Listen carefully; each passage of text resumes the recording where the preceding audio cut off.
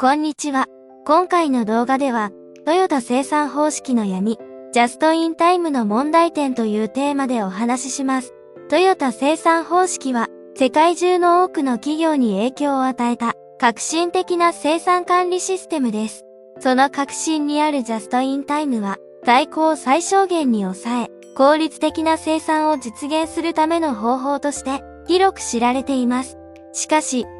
ジャストインタイムには、見過ごされがちな問題点があります。特に、下請け業者への影響や、生産プロセスにおける時間と、労力の無駄遣いについては、あまり議論されていないように思います。この動画では、ジャストインタイムの問題点を深く掘り下げ、その影響と代替案について詳しく見ていきます。また、他業界での成功事例を参考に、より効率的で柔軟な生産システムを構築する方法についても考察します。それでは、トヨタ生産方式の闇に光を当て、その影響と解決策を探っていきましょう。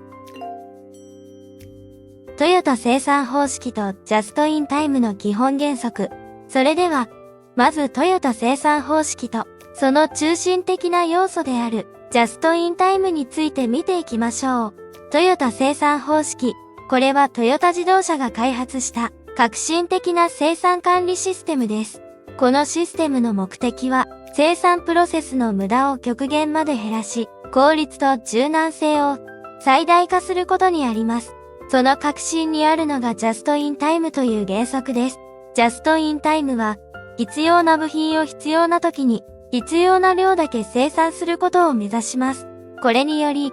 在庫コストの削減と生産効率の向上が実現されます。トヨタ生産方式とジャストインタイムの組み合わせは、製造業における生産効率の革新と言えるでしょう。しかし、このシステムがすべての状況において最適なわけではありません。特に、下請け業者への影響や全体のサプライチェーンにおける時間と労力の無駄遣いについては、重要な問題点として考える必要があります。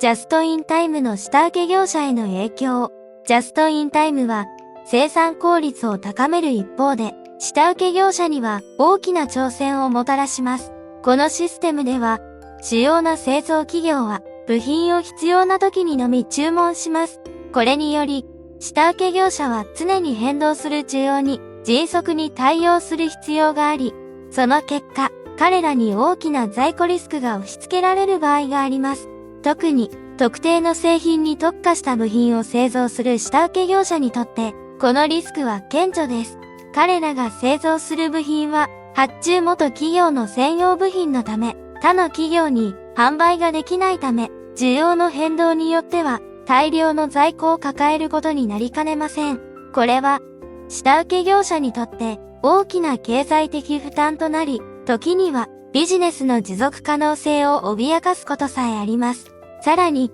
ジャストインタイムは、下請け業者に短期間での生産調整を強いることがあります。これは、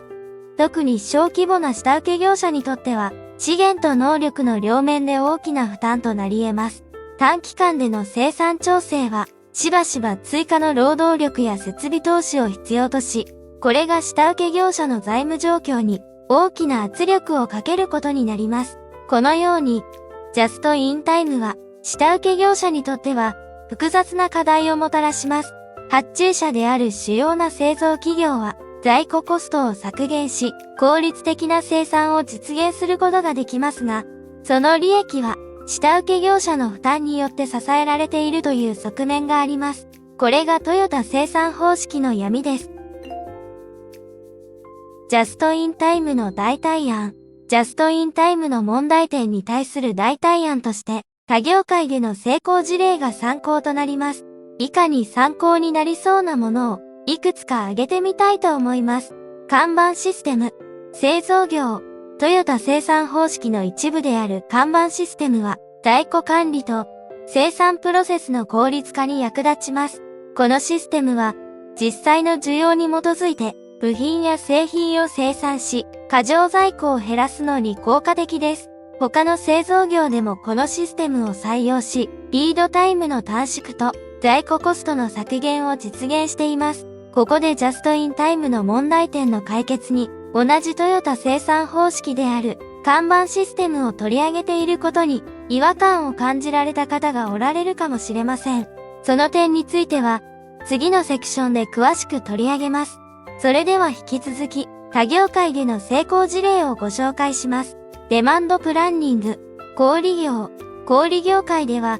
デマンドプランニングと予測分析を使用して、需要の変動に基づいて在庫を管理します。これにより、過剰在庫や品切れを防ぎ、効率的な在庫管理が可能になります。クロスドッキング、物流業。クロスドッキングは、商品が倉庫に保管されることなく、配送センターで直接配送車両に積み替えられる物流手法です。これにより、在庫保持コストを削減し、リードタイムを短縮することができます。アジャイル製造。多様な業界。アジャイル製造は、柔軟性と迅速な対応を重視する製造手法です。顧客の要求の変化に迅速に対応し、小ロット生産を可能にすることで、在庫の過剰を防ぎます。これらの事例は、ジャストインタイムの問題点の解決策として、有力な手法として、応用が可能だと考えられます。続いて、ジャストインタイムの一部である看板システムが、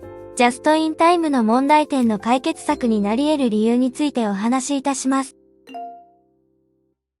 看板システムがジャストインタイムの問題点を解決できる理由。発注者である主要な製造企業がジャストインタイムを導入する目的は自社の在庫を最小限に抑えることです。このことが下請け業者への影響や全体のサプライチェーンにおける時間と労力の無駄遣いの問題を引き起こす場合があることは、すでにお話ししました。トヨタ生産方式の看板システムは、ジャストインタイムの一部とされていますが、看板システムの役割は、在庫の削減にあるのではなく、製造工程の時間と労力の無駄遣いをしないことにあります。看板システムは、後工程の需要に基づいて、前工程が部品や材料を供給する方法です。このシステムは、物理的なカード、看板を使用して、後工程から前工程に必要な部品の供給を指示するものです。看板システムは、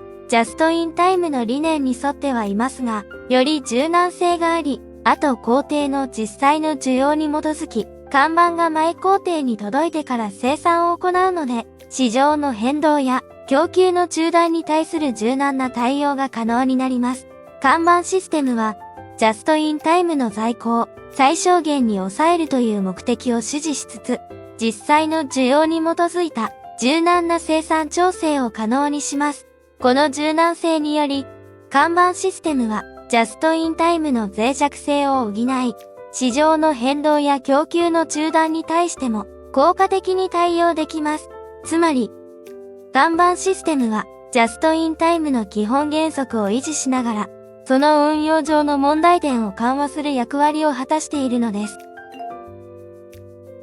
経営戦略としての時間効率の重要性。次は、経営戦略としての時間効率の重要性についてお話しします。ビジネスにおいて、時間は最も貴重な資源の一つです。企業にとって、時間効率を高めることは、コスト削減、顧客満足度の向上、そして、市場での競争力強化に直結します。ジャストインタイムの問題点を克服し、より効率的な生産システムを構築するためには、時間効率を重視した経営戦略が必要不可欠です。時間効率の高い経営戦略の要素を以下に列挙します。効率的な在庫管理、適切な在庫レベルの維持により、過剰在庫や品切れを防ぎます。迅速な市場対応。市場の変動に迅速に対応することで、顧客のニーズを満たし、ビジネスチャンスを逃さないようにします。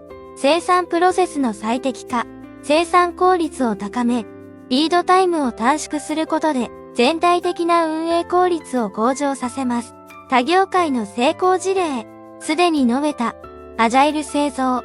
クロスドッキング、デマンドプランニングなどの手法は、時間効率を高めるための具体的な例です。これらの手法は、市場の変動に柔軟に対応し、効率的な在庫管理を実現することで、ビジネスの成功に貢献します。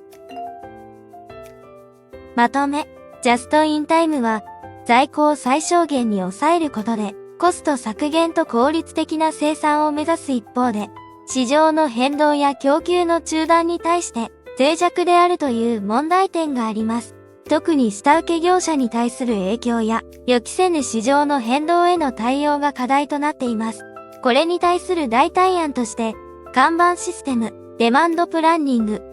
クロスドッキング、アジャイル製造などの他業界での成功事例を挙げました。これらの手法は、市場の変動に柔軟に対応し、効率的な在庫管理を実現することで、ビジネスの成功に貢献します。また、看板システムは、ジャストインタイムの一部でありながら、その運用上の問題点を解決するための重要なツールとなっています。この看板システムにより、ジャストインタイムの効率性は維持されつつ、市場の変動や供給の中断に対する対応力が高まります。最後に、